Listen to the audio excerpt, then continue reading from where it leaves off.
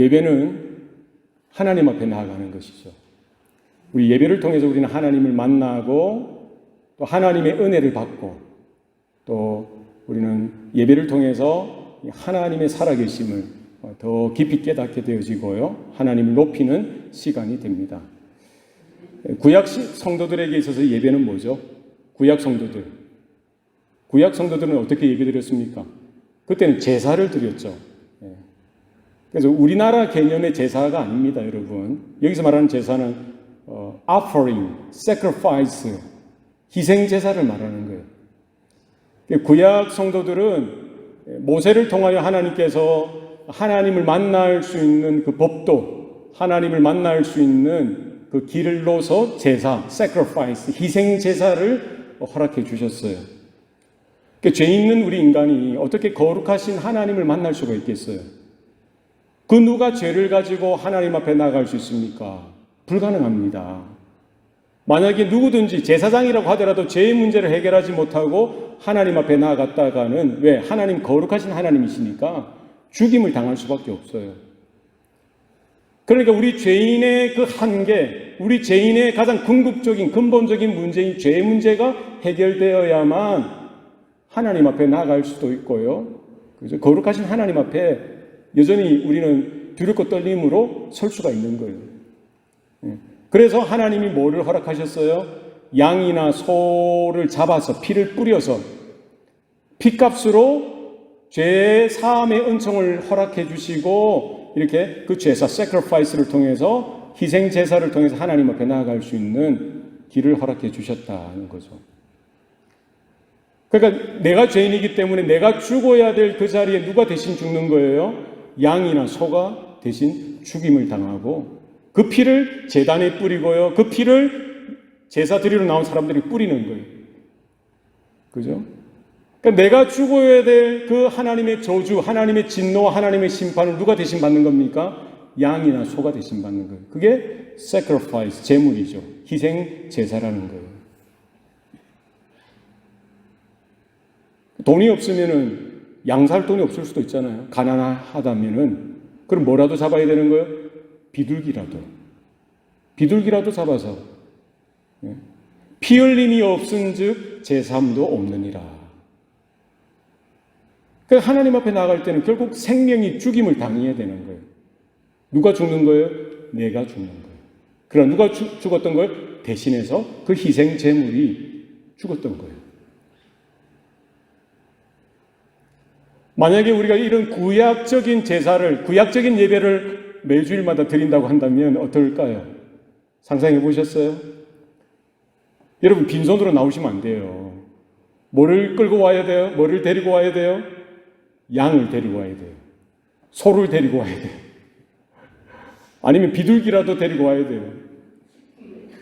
예, 죽은 거를 가져오면 안 됩니다. 산 거, 건강한 거, 흠 없는 거, 점 없는 거. 언제 준비하는 거예요? 일주일 내내 준비하죠. 그러니까 여러분 차에 내릴 때 뭐도 같이 내려야 되는 거예요? 양을 끌고 와야 돼요. 음매. 염소도 끌고 올 수도 있고 좀 부유한 사람은 송아지. 흠이 없고 깨끗한 것. 그러면 제사장이 뭐래요? 목을 따죠. 피를 받아서 피를 뿌려요. 제사 내내, 예배 내내 뭐가 진동합니까? 피 비린내가 진동하는 거예요. 와우. 여러분, 우리가 이렇게 편안하게 예배할 수 있는 거 하나님의 은혜인 줄로 믿습니다. 아멘. 구약에 태어났으면요, 우리 그렇게 하나님 앞에 예배할 수밖에 없는 거예요. 그러나 이 구약의 모든 제사, 구약에 나오는 모든 제물, sacrifice, 희생 제물, 그 피, 그건 하나의 예표예요. 뭐에 대한 예표입니까? 오실 메시아, 그리스도 예수에 대한 예표라는 거예요. 예수님께서 오셔서 세상 죄를 짊어지고 가는 하나님의 어린 양으로서요, 십자가로 나가서 우리 모든 인류의 죄를 짊어지시고 우리가 죽어야 될 그 자리, 여러분이 죽어야 될 그 자리에 주님께서 그 죄를 짊어지시고 어린 양으로서, 유월절 어린 양으로서 죽임을 당하시고 피 흘리심을 당하셨던 거예요. 십자가에 단번에 영원한 속죄 제물로 죽임 당하셨던 거예요. 그러니까 우리가 이렇게 떳떳하게 당당하게 하나님 앞에 예배자로 나올 수 있는 것은 뭐가 있어야 되는 거예요? 우리 자격입니까? 우리 실력입니까? 아니에요. 2000년 전에 나를 대신해서, 여러분을 대신해서 십자가에서 단번에 영원한 속죄 제물 되어 주신 그 예수님의 죽으심을 통해서 우리는 하나님 앞에 나아갈 수가 있는 거예요. 그러니까 예배는 어떤 시간이에요? 우리는 어떻게 나아갈 수 있어요? 예수님, 우리의 속죄 제물, 누구예요? 우리의 sacrifice, 우리의 속죄 제물 대신 예수님을 함께 데리고 나와야 돼요. 그분이 십자가에서 흘리셨던 보혈, 그분이 십자가에서 죽임 당하셨던 그 죽임을 통하여서만 우리가 하나님 앞에, 거룩하신 하나님 앞에 나아갈 수가 있게 되어진 겁니다. 구약 성도들은요, 수많은 그 피, 그 수많은 그 희생, 그 양, 제물들의 피를 보았죠. 냄새 맡았어요. 얼마나 우리의 죄가 끔찍하고 내 죄 때문에 내가 죽을 수밖에 없는 그 자리에 누가 죽임 당했던 거예요? 그 어린 양, 제물이 죽임 당했듯이 우리는 예배를 통해서 뭐를 볼 수 있어야 돼요? 우리를 덮고 있는 예수 그리스도의 보혈이 우리에게 인침이 되어지고요, 우리에게 뿌림이 되어지고 우리를 덮어주셔야만 하나님의 진노가, 하나님의 저주가, 하나님의 심판이 우리를 비껴갈 수가 있다는 것이죠. 왜? 여전히 우리는 죄인이기 때문에 우리 죄를 가지고 하나님 앞에 섰다가는 뭐예요? 바로 우리는 뭐예요? 죽임 당할 수밖에 없는 거예요. 그렇죠? 그러나 하나님의 어린 양, 예수님의 보혈이 우리 가운데 묻혀져 있으면, 주님의 보혈이 우리를 덮고 있으면 하나님의 진노가, 하나님의 심판이 더 이상 우리에게 올 수 없죠. 왜? 2000년 전에 십자가에서 이미 주님이 다 이루셨기 때문에. 우리는 그 사실을 믿음으로, 은혜로, 주님의 이름으로 우리는 예배 자리에 당당하게 나아갈 수가 있게 되어진 것입니다. 그러니까 예배 처음부터 마지막까지 우리의 살아가는 모든 삶의 우리의 범위의 영역에 있어서 우리는 이 사실을 잊어버리면 안 돼요. 예수님, 예수님, 예수님. 그분을 통해서 그분의 이름으로 우리는 하나님 앞에 기도하고요, 찬양하고 그분의 이름으로 우리는 하나님 앞에 예배할 수 있게 되어졌다. 하나님의 은혜라는 거예요.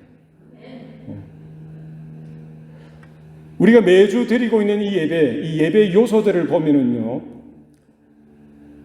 찬양이 있고, 기도가 있고, 헌금이 있고, 말씀이 있고, 축도가 있어요. 이 예배의 뭐예요? 요소죠. 예배에 들어가 있는 요소들. 그죠? 우리가 하나님을 예배할 때에 뭐로 시작하는 거예요? 예수님의 피, 예수님의 죽으심, 그 십자가의 은혜로 구속받은 우리들이 하나님 앞에 예배할 때에 예배를 구성하는 내용이 어떻다는 거예요? 찬양과 기도와 하나님 앞에 offering, 헌신, 헌금이죠. 헌금. 그리고 하나님의 말씀을 듣고 축도, 하나님의 축복을 받는 시간. 그래서 이게 예배 전체를 이루는 거예요. 그러니까 우리가 하나님 앞에 나올 때에 하나님 되심을 찬양하는 거예요. 하나님의 영광과 권세와 하나님의 나라와 하나님의 의와 하나님의 영원하심을 우리는 뭐예요? 하나님의 그 새 노래로 찬양하는 거예요. 그렇죠? 하나님이 주신 은혜를 찬양하고요, 하나님이 우리에게 허락하신 그 구원을 찬양하고 그 십자가의 은혜를 찬양하고 영원토록 우리는 찬송하고 찬양하는, 그를 통해서 하나님을 높이는 거죠. 그러니까 우리 예배 중요한 게 찬양이 있어야 되죠. 그죠? 그리고 또 우리가 필요한 게 기도, 하나님 앞에 기도하는 거예요. 무엇으로 기도합니까? 예수 이름으로 기도하는 거예요. 너희는 이렇게 기도하라. 기도할 때 우리는 무엇을 기도합니까? 하나님이 나를 구원하시기 위해서 십자가의 그 예수님을 십자가에 못 박히신 그 은혜를 감사하는 기도를 하죠. 나를 구원하신 그 은혜, 그 사랑, 그 감사하는 기도를 해야 돼요. 하나님 감사합니다. 예. 오늘도 나에게 주실 그 은혜를 우리는 구하는 거예요. 하나님의 은혜가 없이는 한순간도 살아갈 수 없는 존재가 바로 접니다. 주님, 이 예배를 통해서 은혜 주세요. 하나님이 예배를 통해서 하나님 높임 받아 주시옵소서. 하나님의 영광을 높여 드리고요. 우리의 필요를 구하고 교회와 가정의 필요를 구하고 이 지역사회와 민족과 나라가 처한 현실들을 하나님 앞에 가지고 와서 구하는 거예요. 그죠? 그래서 우리의 필요도 구하고 또 불신자들, 잃어버린 영혼들, 또 여러 민족들을 위해서 우리는 중보적인 도고 기도라고 하죠. 그들을 위해서 기도해야 돼요. 하나님 앞에 올려드리는 거예요. 기도가 있어야 돼요. 그리고 헌금은 뭐예요? 사실은 양을 가지고 와야 되는데, 그죠? 하나님이 나를 사랑해 주셔서, 나를 구원해 주셔서, 그죠? 하나님의 은혜와 하나님의 사랑에 갚을 길이 없어요. 우리가 그때 무엇으로 표현합니까? 내가 가장 좋아하는, 그죠? 물질로 표현하는 거예요. 그죠? 하나님이 주신 모든 것, 내 마음을 표현하는 거예요. 그죠? 헌금. 말씀은 뭐예요? 하나님의 기록되어진 말씀을 통해서 이제 설교자가, 목회자가 설교를 하죠. 하나님의 뜻을 풀어서 설명하고요. 하나님의 음성으로, 하나님의 말씀을 우리가 받는 시간이에요. 그죠? 그리고 마지막에 축도로, 성부와 성자와 성령의 이름으로 축도, benediction, blessing. 그죠? 하나님의 이름으로. 성삼위 하나님의 이름으로 교회를, 성도들을, 열방을 축복하는 것. 하나님의 은혜와 복이 있어야만 우리가 온전해질 수 있고 온전하게 살 수 있는 존재다. 이 예배 요소 중에 오늘 특별히 오늘 고린도후서 9장, 지난주 8장을 했고요. 오늘 9장의 말씀 중에 이 offering에 대해서, 연보 혹은 헌금에 대해서 우리가 살펴보려고 합니다. 우리 잘 생각해야 되는 것은 뭐예요? 헌금은 영적인 행위다. 하나님과 나와의 관계에 있어서 내가 하나님의 사랑, 하나님이 나를 사랑해 주시고 나를 불쌍히 여겨 주시고 나에게 은혜 주신 것에 대한 내 마음을 표현하는 길이라는 거예요. 우리가 찬양으로도 표현하고 기도로도 표현하지만 헌금을 통해서 우리의 마음을 표현하죠. 그래서 거듭난 우리 성도들은 헌금을 해야 돼요. 네? 그죠? 그래서 우리가 11조를 드리는 것은요, 소득의 10분의 1을 드리는 거예요. 이 중요한 의미가 있습니다. 그죠? 그러니까 우리가 이제 직장을 구하고 일을 하면은요, 소득이 있어요. 밭에 가서 일을 한다든지, 요즘에는 여러 일들을 하잖아요. 그럼 10분의 1을 하나님 앞에 드리는 그 의미는 뭐냐는 거예요. 그것은 뭐예요? 사실은 모든 것이 주께로부터 왔다는 거예요. 하나님이 주신 거죠. 내가 피땀 흘려 일해서 벌어들인 소득임에도 불구하고 내 생명 누가 주신 거예요? 하나님이 주신 거예요. 내가 누리는 건강 누가 주신 거예요? 하나님이 주신 거예요. 내가 매일매일 쓰는 24시간, 이 시간 누가 주신 거예요? 하나님이 주신 거예요. 그럼 모든 것이 하나님으로부터 왔다는 이 믿음의 고백. 그죠? 사실은 10개 받았으면 10개 다 드리면 좋은데, 하나님은 어떻게 드려요? 10개 받았으면 하나를 드림으로써 첫 번째 거를 드린다는 의미예요. 받았잖아요. 첫 번째 거를 드리는 거. 이 말은 뭐예요? 전부를 하나님 앞에 드린다는 의미예요. 아시겠죠? 11조를 드린다는 말은 10개, 내가 받은 10개 중에 하나를 드리는 것이 아니라 10개 중에 첫 번째 되는 것을 드림으로 나의 전부를 하나님께 드립니다라는 고백이에요. 이 물질이, 이 재산이 나의 목적이나 나의 기쁨이 아니라 이 모든 것들을 허락하신 하나님이 내 삶의 목적이고 내 인생의 동기고 내 마음의 전부라는 고백을 드리는 거예요.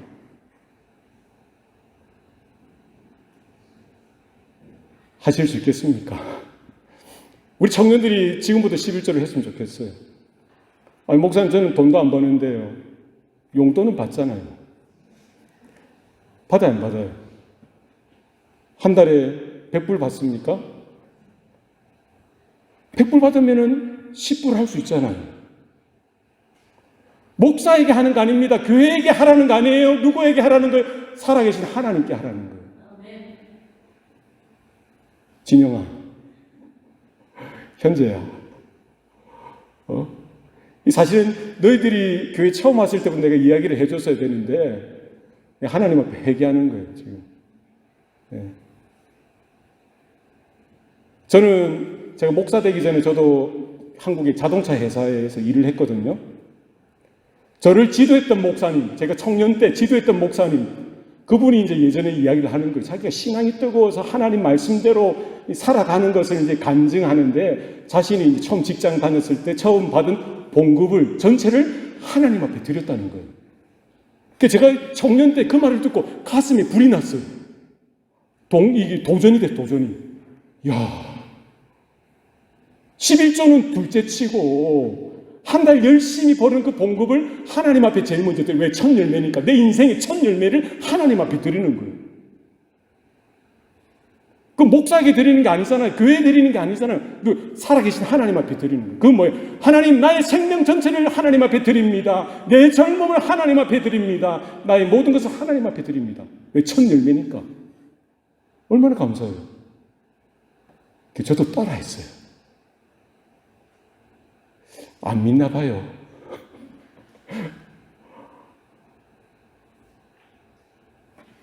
한 달 일하고 첫 봉급을 하나님 앞에 드렸어요. 이 말을 제가 하기 싫은데 사실은 따라라도 해보시기 바랍니다. 사람은 몰라줘도 하나님은 여러분의 마음을 알아주시는 거예요. 아멘. 아멘은 안 해서 제가 대신했어요. 아멘. 첫 봉급 받으면은 어머니 내복도 해드리고 그런 말이 있잖아요. 그것보다 먼저 하나님 앞에 전부를 드리라고 하면은 그대로 안 받으셔도 되지만 11조라도 드리면서 평생 하나님, 이 물질이 나의 인생의 목적이 아닙니다. 돈이 내 인생의 동기가 아닙니다. 내 삶의 기쁨이 아닙니다. 오직 살아계신 하나님이 내 인생의 목적이고 내 삶의 동기고 근거고 내 마음의 기쁨 되십니다. 이런 신앙의 고백으로 여러분 11조를 하시기 바랍니다. 청년들, 우리 성도들 기억하세요? 우리가 감사헌금 하잖아요. 감사헌금. 한 주간 살았던 그 하나님의 은혜. 감사해서 그게 얼마든지 간에 우리의 마음을 하나님 앞에 표현하는 거예요. 감사헌금. 네. 또 절기, 신년, 부활절, 추수감사절, 성탄절, 혹은 우리 생일 맞아서 특별 감사헌금, 절기 감사헌금도 하죠. 하나님의 은혜가 특별하니까 감사하기를 기뻐하는 거예요. 그죠? 그리고 주정헌금. 매주 하나님 앞에 빈손으로 나오지 아니하고 뭐예요? 내 마음을 결단해서 내가 정한 금액. 그게 5불이든 10불이든 얼마든지 정한 금액을 하나님 앞에 드리는 거예요.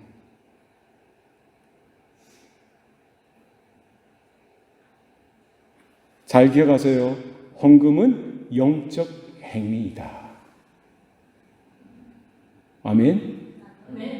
우리 신앙의 삶에 있어서 헌금은 너무나 중요한 거예요. 하나님 살아계신 앞에 내가 내 마음을 표현하는 거예요. 여기에 대해서 지금 사도 바울이 이야기하고 있습니다. 여러분 오늘 읽었던 말씀 기억하십니까? 각각 그 마음에 정한 대로 할 것이요. 각각 그 마음에 정한 대로 할 것이요. 인색함으로나 억지로 하지 말지니 하나님은 즐겨내는 자를 사랑하시느니라. 아멘. 그러니까 제가 열거해드렸던 이 모든 헌금을 하나님 앞에 드릴 때에 뭐가 중요한 겁니까? 여러분, 마음에 정한 대로 하시라는 거예요. 이 말은 여러분의 마음이 담겨져 있어야 된다는 거예요. 정말 살아계신 하나님으로 내가 믿는지, 하나님이 정말 내 삶을 창조하시고 구속하신, 구원하신 사실이 진짜로 믿어지는지, 거기에 대한 반응으로서 여러분의 마음이 담겨져 있어야 되는 거예요. 습관대로 사람들의 목사님이 이야기했기 때문에 하는 그 종교적인 행위가 아니라 헌금은 영적 행위라는 거예요. 하나님과 나 사이의 관계에 있어서 너무나 중요한 척도가 되더라. 이거는 부자여야만, 돈이 많아야만 할 수 있는 것이 아니라요, 매일 하루 벌어 하루 먹고 사는 사람도 할 수 있는 거예요. 그죠? 하루에 50불 벌면 50불에 대한 11조는 누구든지 할 수 있는 거잖아요. 똑같잖아요. 그것도 안 되면은 헌금은 할 수 있는 거예요. 1불이라도 왜 못해요? 할 수 있는 거죠. 구약의 성도들이 하나님 앞에 제사로 제물을 드리잖아요. 양을 잡고 소를 잡고, 부자들은 그렇게 했을 거 아니에요? 예? 없는 사람들은 비둘기라도 잡아서 제물로 드리잖아요. 그러나 더 중요한 건 뭐예요? 거기에 마음이 있어야 되는 거예요. 예배자들의 마음이 없이 그냥 형식적으로 종교적인 습관을 따라서 다른 사람들이 하기 때문에 그냥 아무런 마음 없이 그냥 이렇게 하는 것은 의미가 없는 거예요. 그렇게 해서 양을 수백만 마리, 수천만 마리 잡으면 하나님이 기뻐하실까요? 하나님이 그걸 못 드셔서 드리라고 한 거 아니잖아요. 그죠? 하나를 드리더라도 하나님이 나를 사랑하시는 그 사랑에 압도되어서 하나님의 은혜가 정말 감사하고 감격하여서 기쁨으로 하나님 앞에 표현을 하라는 거예요. 예수님께서 하루는 성전에 앉아 계시는데요, 성전 입구에 그 뜰에 헌금통이 있었어요. 헌금통. 성전을 들어가는 사람마다 돈을 헌금하는 거예요. 예수님이 반나절 이렇게 지켜보시면서 제자들에게 하시는 말씀이 있어요. 마지막에 드렸던 그 과부가 두 랩돈, 동전 두 립을 얼마나 부끄러웠겠어요. 넣는데 주님이 보실 때 뭐예요? 오늘 하루 중에 다른 모든 사람들보다 가장 많이 헌금했다라고 주님이 말씀하셨죠. 주님이 보시는 건 뭡니까? 마음을 보시는 거예요. 너희는 하나님을 사랑하되 이렇게 사랑하라고 하셨죠. 마음을 다하고 뜻을 다하고 힘을 다하고 목숨을 다하여 주 너의 하나님을 사랑하라. 우리의 예배 가운데에 하나님이 찾으시는 건 뭘까요? 마음을 보시는 거예요. 여러분의 드려진 헌금에 여러분의 간절한 마음을 함께 드리시길 바랍니다.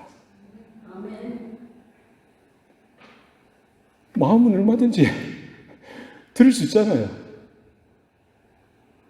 현재야. 그렇지? 성준아. 그렇지? 하나님 결정해. 하세요. 네. 모든 성도들이 그러면 좋지만 저는 청년들이 참 눈에 들어와요. 결단해서 지금부터라도 순전한 마음을 하나님 앞에 드리세요. 하나님, 나의 인생을 받아주세요. 하나님, 나의 전부를 받아주세요. 하나님, 나의 마음을 받아주세요.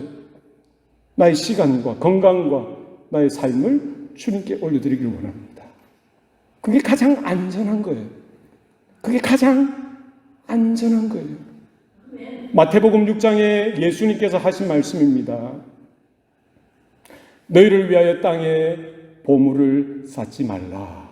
거기에는 좀과 동록이 해하며 도둑이 뚫고 들어와 도둑질하느니라. 오직 너희를 위하여 너희 보물을 하늘에 쌓아두라. 거기에는 좀도 없고 동록도 없고 도둑도 뚫지 못하고 도둑도 도둑질하지 못하느니라. 그리고 그 다음 절에 뭐라고 되어 있냐면요. 너희 보물이 있는 그곳에 너희 마음이 있느니라. 오늘 설교가 좀 껄끄러운 설교가 될 수 있죠. 돈 내라고 하니까. 그렇잖아요. 그러나 예수님은 거기에 대해서 분명히 지적하는 거예요. 네가 정말 하나님을 만났느냐? 하나님의 사랑을 받았느냐? 하나님의 은혜를 누리고 있느냐? 거기에 대해서 감사하고 있느냐? 감격하고 기뻐하고 있느냐? 즐거워하고 있느냐? 마음을 표현하는 거예요. 세상 사람들의 마음은 어디 있을까요? 세상 사람들의 마음은 어디 있어요? 왜 공부합니까? 왜 좋은 학교 가려고 해요? 왜 좋은 직장 얻으려고 합니까? 왜 사업이 번창하기를 원해요? 돈이에요, 돈. 돈이 목적이 되었어요. 돈이 모든 것의 동기가 되었어요. 동기. 삶의 내용을 이루고 있어요. 예수님이 거기에 대해서 분명하게 이야기하잖아요. 내 보물이 있는 곳에 내 마음이 있느니라. 우리는 이것을 부인해야 됩니다. 부정해야 돼요. 하나님, 이 세상에 물질이, 재물이 나에게는 아무것도 아닙니다. 헌금 생활을 통해서 여기에 대해서 분명한 여러분의 마음을 정하시길 바랍니다. 하나님이 나의 전부입니다. 하나님이 내 인생의 목적입니다. 주님이 내 삶의 동기고 내 삶의 근거 되십니다. 마음을 정하셔야 돼요. 헌금을 드릴 때요, 인색함으로나 억지로 하지 말지. 하나님은 즐겨내는 자를 사랑하시느니라. 할렐루야. 제 말이 아니잖아요. 하나님의 말씀이죠. 인색하게 내는 사람, 억지로 내는 사람은 어리석은 사람이에요. 얼마나 어리석습니까? 얼마나 불쌍해요. 예? 여러분, 3살 난 아이 있잖아요. 과자를 막 먹고 있어요. 근데 엄마가, 아빠가 얘야 과자 좀 줘봐 이러면 애들의 반응이 2가지로 나뉘어요. 여러분 자녀들한테 그런 경험이 있습니까? 과자를 사줬는데 막 열심히 먹고 있는데 아무개야 과자 좀 줘봐 이러면 어떻게 반응합니까? 어떻게 반응해요? 안 해! 싫어! 내가 먹을 거야! 아빠 싫어! 엄마 싫어! 내가 먹을 거야! 그런 애들이 있었어요? 얼마나 어리석어요. 어리니까 그렇죠. 뭐를 모르는 거예요? 그 과자 누구 거였어요? 누구 겁니까? 엄마 아빠가 주신 거잖아요. 엄마가 아빠가 야 좀 줘봐 먹어보자 이러면 싫어 안 해 내 거야. 3살 난 아이니까 그렇게 해도 되는 거예요. 그죠? 그러니까 하는 거죠. 어리잖아요. 근데 만약에 이런 애가 3살인데 똑같은 3살인데 엄마 좀 줘봐 이러면 알아서 봉지 전체를 다 주는 거예요. 아빠 드세요. 엄마 드세요. 그러면 엄마가 아빠 그거 다 먹겠어요? 아유 그래 고맙다. 다 먹. 그래 주면은 얼마나 귀여워요. 얼마나 사랑스럽습니까? 얼마나 기특합니까? 그래 먹어라. 더 많은 걸 주죠. 그렇지 않습니까? 하나님은 우리의 아버지가 되십니다. 믿습니까? 아멘. 하나님 앞에 드릴 때에 하나님께 드리는 거잖아요. 인색함으로 억지로 하지 말라는 거예요. 차라리 하지 마. 그러니까 안 하는 게 좋아. 더 중요한 건 너에게 믿음이 있느냐, 은혜가 있느냐, 그걸 살펴보라는 거예요. 정말 하나님의 사랑을 받았느냐, 하나님의 사랑으로 은혜로 기뻐하느냐. 그게 있어야 되지 않겠어요?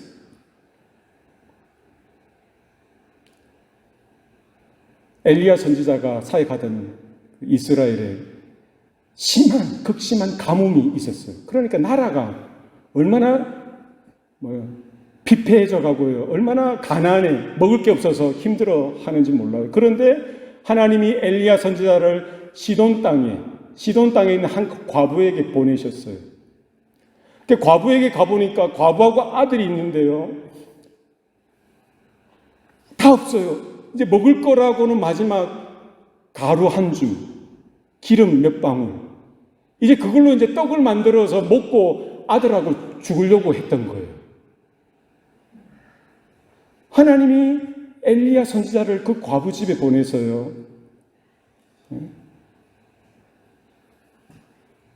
하나님이 간섭하시는 거죠. 하나님이 개입하시는 거죠. 하나님이 시험하시는 거죠. 그것으로 떡을 만들어 선지자를 대접하라.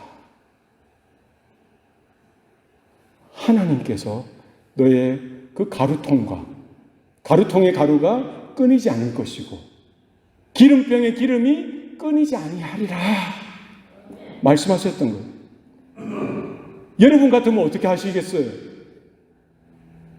별꼴이야, 반죽이야, 저게 선지자야, 저게 목사야, 우리 먹을 것 없는데 막 불이 나지 않았겠어요? 우리 교회 성도들은 안 그럴 것 같아. 우리 교회 성도들은 목사님 받으세요 만들어가지고 이렇게. 저는 엘리야도 대단한 것 같아요. 여러분이 엘리야라면, 여러분이 선지자라면 그 가난하게 찌들리게 가난한 그 과부집에 가서 이제 먹고 이제 죽을 것도 없어서 먹고 이제 죽으려고 하는 그거를 가지고 떡 만들어서 나에게 먼저 주라 이런 말을 할 수 있을까요? 저는 못할 것 같아요. 엘리야니까 그렇게 한 거예요. 저도 그런 심정으로 오늘 말씀드리고 있는 거예요. 여러분, 순종해야 돼요. 엘리야도 순종해야 되고 과부도 순종해야 되는 거예요. 과부는 싫어요, 안 돼요, 할 수 없어요, 우리가 먹어야 돼요 이렇게 하지 아니하고 선지자 엘리야가 하는 말을 하나님이 하시는 말씀으로 들었던 거예요. 어떻게 했어요? 믿음으로 순종했어요. 떨리는 손, 못 먹어서 아마 떨리지 않았을까요? 마지막 가루로 정성껏 순종하는 마음으로 만들어서 선지자에게 갖다 주고 선지자는 그걸 먹었죠. 그리고 나서 하나님이 말씀하신 대로 가루통에 가루가 끊이지 아니하고요, 기름병에 기름이 끊이지 않고 그 기근의 때를 넘겼던 그 사실에 대해서 성경은 기록하고 있는 것이죠. 하나님은 무엇을 그 과부에게 말씀하시고 엘리야에게 말씀하실 뿐만 아니라 그 세대 이스라엘에게 그 기적을 나타내 보여주시면서 그들에게 진짜 필요한 것은 돈이 아니고 잘 사는 것이 아니고 그 어떤 것이 아니라 정말 하나님 말씀 앞에 돌아오는 것, 하나님의 말씀을 듣고 하나님만 간절히 찾고 하나님만 신뢰하고 하나님만 믿는 민족으로 세워지기를 하나님이 보여주시기 원하시는 거예요. 뭐가 필요한 겁니까? 자기 부정이 필요한 거예요. 자기 부인이 필요합니다. 내가 먹는 이 떡이 전부가 아니라는 거예요. 내가 쥐고 있는 돈이 전부가 아닙니다. 내가 붙들고 있는 이 세상의 것이 전부가 아닙니다. 내게 전부는 하나님 당신이십니다. 나의 전부를, 나의 모든 필요를 채워주실 분은 오직 하나님 당신이십니다. 이 고백을 하나님은 듣기 원하시는 거예요. 이와 같은 마음을 하나님은 보시기 원하시는 거예요. 하나님은 즐겨내는 자를 기뻐하시느니라가 아니라 즐겨내는 자를 사랑하시느니라. 와우. 여러분, 하나님의 사랑을 더 받기 원하시지 않습니까? 그럼 하나님을 전부로 여기고요, 하나님이 나에게 모든 것을 공급하시는 하나님으로 인정하고 하나님 앞에 기쁘게 즐겁게 여러분 드리십시오. 하나님이 여러분을 사랑하지 않을 수 없는 거예요. 그 3살 난 아이가 엄마가 좀 줘봐 이러면 엄마 다 있어, 봉지채로 다 드리는 거예요. 누가 책임지는 거예요? 그 다음에는 부모가 책임지는 거예요. 그 다음에 누가 책임지는 거예요? 하나님이 책임지시는 거예요. 하나님은 살아계십니다. 하나님은 우리의 아버지 되십니다. 하나님은 창조주가 되십니다. 하나님이 받기 원하시는 게 뭘까요? 단순한 우리의 물질이 아니에요. 물질에 가 있는 우리의 마음, 권력에 가 있는 내 마음, 이 세상 성공에 처져 있는 내 마음, 거기로 가지 않고 하나님께로 드리는 것. 그걸 요구하시는 거예요.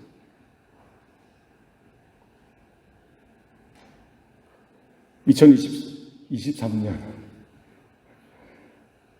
벌써 2023년이에요. 머지않아서 우리 모두가 하나님 앞에 서게 될 날이 곧 다가올 겁니다. 길어야 100년이에요. 길어야 100년이에요. 어떻게 우리가 믿음으로 우리가 하나님 앞에 달려나가야 될지, 어떻게 우리가 하나님의 그 사랑을 유지하고 그 은혜를 유지하고 하나님이 인정하시는 성도의 삶을 살아갈지, 바르게 예배하고 바르게 헌신하여서 하나님께 우리의 기도, 찬양, 예배, 또 우리의 헌금뿐만 아니라 우리의 삶 전체를 기쁨으로 우리의 마음을 담아 올려드리기를 기뻐하는, 즐거워하는 저와 여러분 다 되시길 바랍니다. 그럼 누가 책임지십니까? 하나님이 책임져 주십니다. 부모도 어떻게 도와줄 수 없는 그때 하나님은 살아계셔서 여러분과 함께 하시고 여러분을 붙들어 주시고 여러분의 삶을 주장하시고 이끌어 가시고 하나님이 하나님의 일을 여러분의 그와 같은 헌신을 통해서 이루어 가시는 일을 기뻐하시는 우리 좋은 아버지 되시는 줄로 믿습니다. 기도하시겠습니다. 우리 합심해서 기도하십시다. 이 시간 기도할 때에 정말 우리의 마음을 좀 드렸으면 좋겠어요. 우리의 사랑을 그렇게 하나님 앞에 고백했으면 좋겠습니다. 우리 하나님 앞에 설 때마다 뭐 좀 해주세요, 해주세요, 해주세요, 달라 이런 기도가 아니라 하나님 나의 마음을 받아주세요. 하나님 나의 전부를 받아주세요. 나의 건강과 나의 시간과 나의 물질과 나의 목숨까지 주님 손에 올려드리길 원합니다. 예배할 때마다 이와 같은 고백이 확실해지게 하여 주시고 하나님이 사랑하시는 자, 하나님이 기뻐하시는 성도들의 삶으로 살아드리게 하여 주옵소서. 우리 합심해서 그렇게 통성으로 기도하며 나가시겠습니다. 살아계신 아버지 하나님 감사합니다. 사랑하는 주의 자녀들, 주의 본속들 또 이렇게 예배 자리로 불러주셨사오니 감사합니다. 2023년을 어떻게 우리가 살아드려야 할지, 내가 원하는 대로, 내가 기뻐하는 대로 내 욕망이나 내 야망을 쫓아 살아가는 삶이 되어지지 않게 하여 주옵소서. 하나님의 영전 가운데 귀를 기울이며 하나님 말씀 앞에 서기 원합니다. 하나님 나의 시간을, 나의 건강과 나의 물질과 나의 목숨까지 창조주 되신 하나님 앞에 우리의 영원하신 하나님 되신 그분께 올려드리길 원하오니 주님 받아주시옵소서.